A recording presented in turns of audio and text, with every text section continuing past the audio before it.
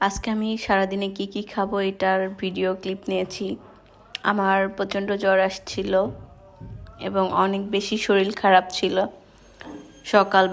সকালবেলা ঘুম থেকে উঠে তানজুম আমাকে আনারস কেটে দিয়েছিল। তারপর দেখি তানজুমের দাদি শাশুড়ি এখানে নেহেরি রান্না করেছিল, পুরা একটা আস্তা এক হাঁড়ি রান্না করেছিল। এটা এত বেশি মজা হয়েছিল আর আমার অনেক বেশি পছন্দ। তারপর এইখানে লাল মুরগির ঝোল ছিল, এটা আমি আগেই খেয়ে নিয়েছি। এরপর তানজুম হচ্ছে বেলের শরবত তৈরি করতেছিল আমার জন্য এবং ফ্যামিলির সবার জন্য। বেলের শরবত, আমি গুড় দিয়ে বেলের শরবত পছন্দ করি আর ওরা চিনি দিয়ে পছন্দ করে। এইখানে ও বেলের শরবত রেডি করে আমাকে বেলের শরবত দিয়ে দিয়েছিল গ্লাসে।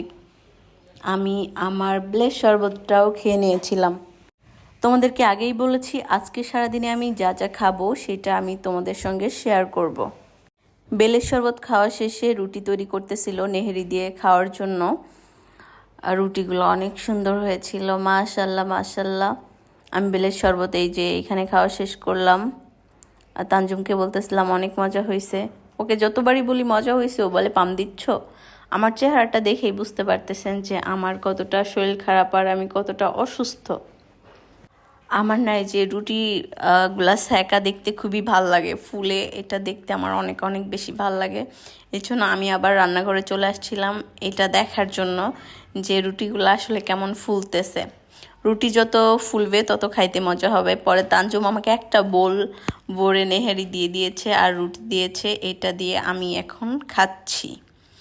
আজকে যে সারাদিনে কত কিছু খেয়েছি, আমি প্রত্যেক দিন সারাদিনে এইগুলাই খাই এদের বাসায় থাকলে, আর বাসায় থাকলে এই দিনে একবেলা ভাত খাই, তাও মোটা হয়ে যায়। তো রুটি দিয়ে আমি নেহেরি খেয়ে নিচ্ছিলাম।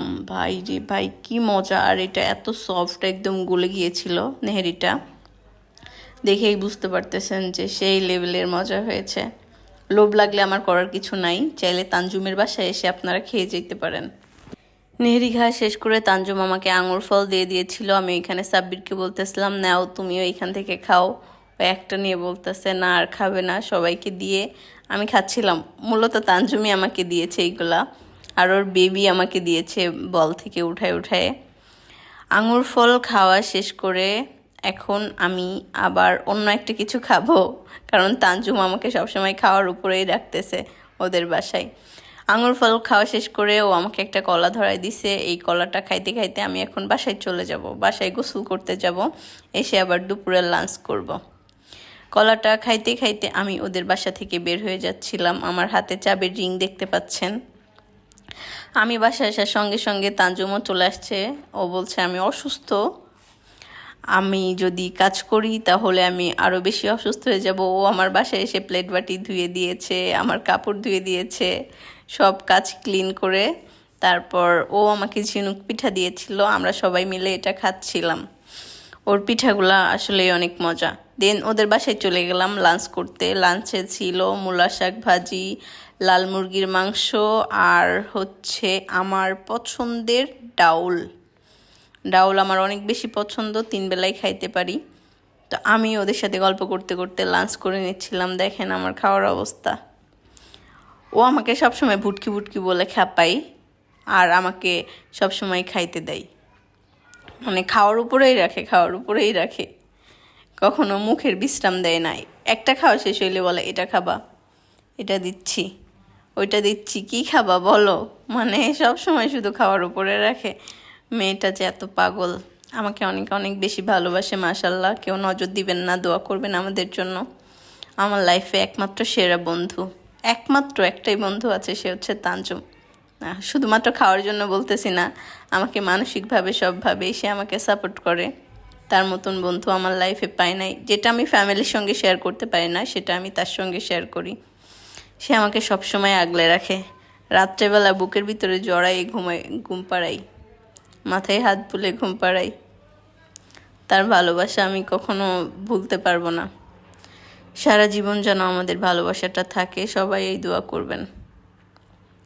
আর আগে আমি খাইতে খাইতে ফোন দেখতাম, কিন্তু এখনও আমাকে খাওয়ার সময় ফোন দেখতে দেয় না। আমার ইদানিং একটা খুব বাজে অভ্যেস হয়েছে পান খাওয়ার শেষে আমাকে একটা পান খাইতেই হবে।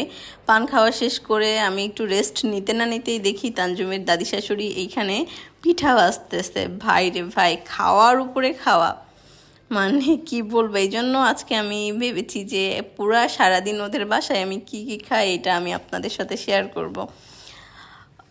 অনেক রকমের পিঠা ভাজতেছিল এখানে, সিরিঞ্জ পিঠা, পয়সা পিঠা, আবার এগুলা কি কিসের পাপড় আমি জানি না, সব পিঠা ভাজতেছিল। এটা গুড় দিয়ে চিনি দিয়ে মাখাবে, এত এত মজা লাগে আসলে আপনারা না খাইলে বোঝাইতে পারবো না। লোভ দিয়েন না, পেট ব্যথা করবে। চাইলে আপনারা তানজুমের বাসায় এসে খাই যাইতে পারেন, সমস্যা নাই, সবার জন্য উন্মুক্ত। তো এখানে দাঁড়ায় দাঁড়ায় আমি অনেকগুলা পিঠা খেয়েছি। পিঠা খেয়ে আমার পেট ভরে গিয়েছে। এই যে আমি এখানে নিচ্ছিলাম, তানজুম আমাকে বললো যে এখান থেকে নিয়ে গুড় দিয়ে খেয়ে দেখো কেমন লাগে। আমি আসলে আগে চিনি দিয়ে খেয়েছি কিন্তু গুড় দিয়ে খাই নাই। পরে আমি এখান থেকে একটু গুড়ে ভিজিয়ে নিয়েছিলাম, নিয়ে এখানে খাওয়া শুরু করে দিলাম। ওফ, সেই টেস্ট। এখন আবার খাইতে ইচ্ছা করতেছে, দেখি ওদের বাসায় যে যদি থাকে তাইলে আবার খাবো। এখানে আবার দাদি পয়সা পিঠা ভেজে নিচ্ছিল। আসলে এত কি বলবো, ওইখান থেকে পেট পুরে খেয়ে আসার পরেও আন্টি আমার জন্য আবার এক বোল হচ্ছে পিঠা পাঠাই দিছে। এইগুলো সব শেষ করতে বলছে। তবে উপরের যে পিঠাটা আছে এত বেশি শক্ত ছিল, আমি ওটা দাঁত দিয়ে ভাঙতে পারতেছিলাম না, মনে হচ্ছিল আমার দাঁত ভেঙে যাবে। তারপরে দেখি আন্টি হচ্ছে তানজুমকে খাইয়ে দিচ্ছে। আসলে এরকম শাশুড়ি পাওয়া ভাগ্যের ব্যাপার। বলতেছিল আমাকে খাওয়াই দেওয়ার জন্য। এরপর আমাকে আবার গরুর মাংস দিয়ে পিঠা দিয়েছে। ভাই রে ভাই, খাওয়ার উপরে খাওয়া, খাওয়ার শেষ নাই। এটাকে ন্যাড়া পিঠা নাকি কি পিঠা বলে জানি না, আমাদের দক্ষিণ অঞ্চলে এইগুলো কখনোই দেখি না। এটা নাকি গরুর মাংস দিয়ে খেতে হয়। তো ওই পিঠা খাওয়া শেষ করে আমাকে আবার ভাত দিয়েছে। এখানে ছিল করলা ভাজি, লাউ শাক ভাজি, আর হচ্ছে আলু দিয়ে টমেটোর ডাউল, আর ছিল গরুর মাংস। তো এগুলো খাওয়া শেষ করলাম। এসে বাসায় এসে আমি একটা চকলেট খাইলাম। চকলেট খাওয়া শেষ করে একটু পরে আমি আবার একটা আপেল খেয়ে নিচ্ছিলাম। এটা আমাকে তানজুম দিয়েছিল। তানজুম আমার জন্য ফল নিয়ে এসে রেখে দিয়েছে। আপেলটা খাওয়া শেষ করে আজকের মতন খাওয়া শেষ আমার। সারাদিনে আমি এতগুলো খাবার খেয়েছি, মাঝে আরও অনেক কিছু খেয়েছি, ওইগুলোর ক্লিপ নিতে ভুলে গেছি। বাই।